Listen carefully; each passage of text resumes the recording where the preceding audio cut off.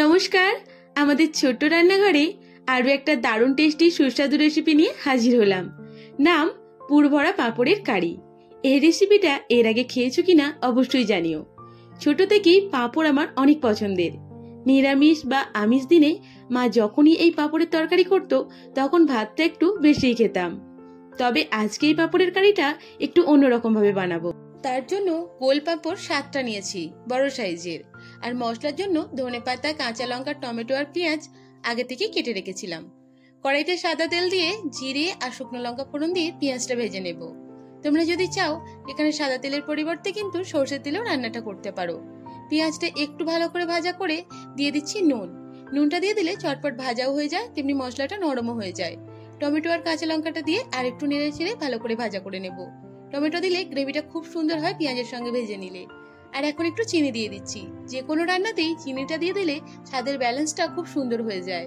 আদার paste 1 চামচ, রসুনের paste 1 চামচ, ধনে গুঁড়ো 1/2 চামচ, জিরে গুঁড়ো 1/2 চামচ, কাশ্মীরি লঙ্কার গুঁড়ো 1/2 চামচ আর নর্মাল লঙ্কা গুঁড়ো 1/2 চামচ দিয়ে ভালো করে মশলাটা কষিয়ে নেব। তোমরা যদি চাও লঙ্কার কোয়ান্টিটি কিন্তু অবশ্যই কমিয়ে বাড়িয়ে দিতে পারো। যে যেমন ঝাল খাও সেই তেমন অনুযায়ী দিও। এবার অল্প অল্প করে জল দিয়ে ভালো করে মশলাটা কষিয়ে নেবার পালা। এই মশলাটা থেকেই আমি অর্ধেক মশলা তুলে রেখে দেবো পরবর্তীকালে কারিটা বানানোর জন্য। আগে থেকেই একটা আলু সেদ্ধ করে রেখেছিলাম মেখে, সেই মাখা আলুটা দিয়ে আর একটু মশলাটা ভালো করে নাড়াচাড়া করে নেব। এটা তৈরি হয়ে গেল পাঁপড়ের পুর। এটা দিয়েই সমস্ত পাঁপড়গুলো এবার পুর দেব। খুব সহজেই এই রান্নাটা করা যায়, তাই একবার অবশ্যই বাড়িতে বানিয়ে দেখো। এখন প্রত্যেকটা পাঁপড়কে জলে ডুবিয়ে তুলে রাখবো। তবে একটা কথা এখানে বলবো, প্রত্যেকটা পাঁপড়কে কিন্তু খুবই অল্প সময়ের জন্য জলে ডোবাবে।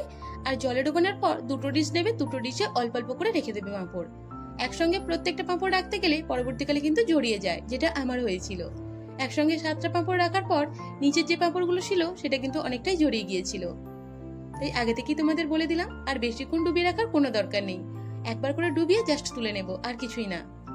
7টা পাঁপড়ই এখন আমার ডোবানো হয়ে গিয়েছে। এবার পুর দেওয়ার পালা। আলুর যে আগে থেকে পুরটা বানিয়ে রেখেছিলাম, এবার প্রত্যেকটা পাঁপড়ে সেটাই দেবো। আর এখানে আমি 2 চামচ ময়দা নিয়েছি, আর তার সঙ্গে খানিকটা জল দিয়ে একটা ব্যাটার তৈরি করে নেব। এই ব্যাটারটাই সুন্দর করে পাঁপড়টাকে জুড়ে থাকতে সাহায্য করবে। এবার প্রত্যেকটা পাঁপড়ের ভেতরে একটু করে পুর দেব আর ভালো করে আটকে দেব। আলুর এই পুরটা কিন্তু পাঁপড়ের সঙ্গে গেলে খুব সুন্দর একটা টেস্ট হয়। আর পাঁপড়ের যে কারি পুরো দুর্দান্ত খেতে হয়। এবার ব্যাটারটা একটু লাগিয়ে দেব আর ভালো করে মুড়িয়ে দেব। এভাবে পাঁপড়গুলোকে রেডি করলে প্রত্যেকটা পাঁপড়ই যেভাবে রাখছো সেভাবেই থাকবে ভাজার পরও। প্রত্যেকটা পাঁপড় খুলে যাওয়ার কোনো সম্ভাবনা থাকবে না। তবে অবশ্যই কিন্তু এই ব্যাটারটা তৈরি করার পরেই কিন্তু পাঁপড়টা এইভাবে তৈরি করো। এই রেসিপিটা কিন্তু নিরামিষের দিনেও করা যেতে পারে, তখন কিন্তু পেঁয়াজ আর রসুনটাকে অ্যাভয়েড করে দিও। আর কিছুই না, তারপরে সেম যা যা দিয়েছি সবকিছুই দেবে। আর অবশ্যই কিন্তু কাসুরি মেথিটা দেওয়ার চেষ্টা করবে। যদি নিরামিষের দিনে করো তাহলে কিন্তু দুর্দান্ত একটা টেস্ট হয়। প্রত্যেকটা পাঁপড়কে আমি একই পদ্ধতিতে জুড়ে নেব, আর দেখতে খানিকটা ভাজা ডিমের মতো হবে।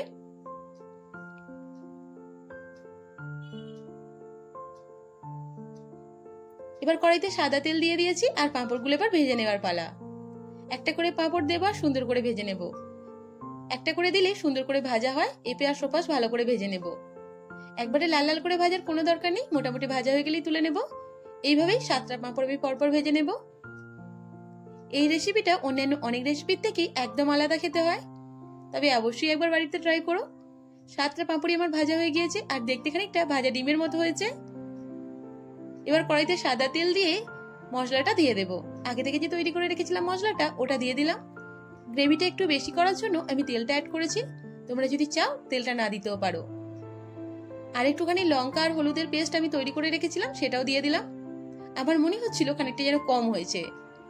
জল দিয়ে ভালো করে ফুটে গেলে এবার দিয়ে দেব পাঁপড়টা দিয়ে 10 থেকে 15 মিনিট ভালো করে সেদ্ধ করে নেব। তোমরা যদি চাও আলু দিয়েও রেসিপিটা বানাতে পারো, তবে আমি এখানে আজকে আলু দিইনি। একটুখানি ম্যাশড আলু দিয়ে দেবো এর উপরে। গ্রেভিটাও সুন্দর হয়ে যায়, খেতেও বেশ ভালো হয়। ডুমো আলু না দিলে কিন্তু অবশ্যই এই ম্যাশড আলুটা অবশ্যই দিও। সেদ্ধ আলু আগে থেকে একটুখানি মেখে রেখে দিয়েছিলাম, ওটাই দিয়ে দিলাম। ব্যাস দেখো আমার তৈরি হয়ে গেছে রেসিপিটা। আর খুব বেশি ঝোল রাখার একদমই দরকার হয় না। আর দেখো এটা এতই দুর্দান্ত হয় যে একবার অবশ্যই বাড়িতে বানাতে হবে, আর আমাকে অবশ্যই জানাতে হবে যে তোমাদের কেমন লাগলো। দেখতে খানিকটা ভাজা ডিমের কারির মতোই হয়েছে। আর তোমাদের যদি আজকের এই রেসিপিটা ভালো লাগে অবশ্যই একটা লাইক করে দিও, আর ভালো লাগলে কমেন্ট করেও জানিও। পাশে থাকার জন্য চ্যানেলটাকে সাবস্ক্রাইব করে দিও। আর ওপর দিকে ছড়িয়ে দিয়েছি একটু ধনেপাতা। টাটা। আজকে